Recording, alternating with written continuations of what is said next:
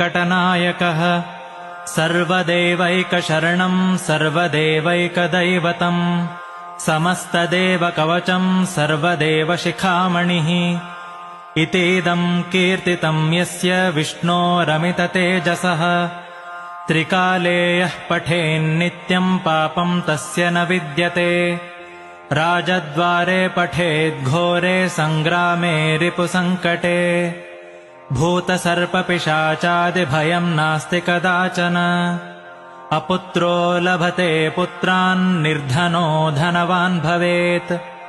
रोगार्तो मुच्यते रोगात् बद्धो मुच्येत बन्धनात्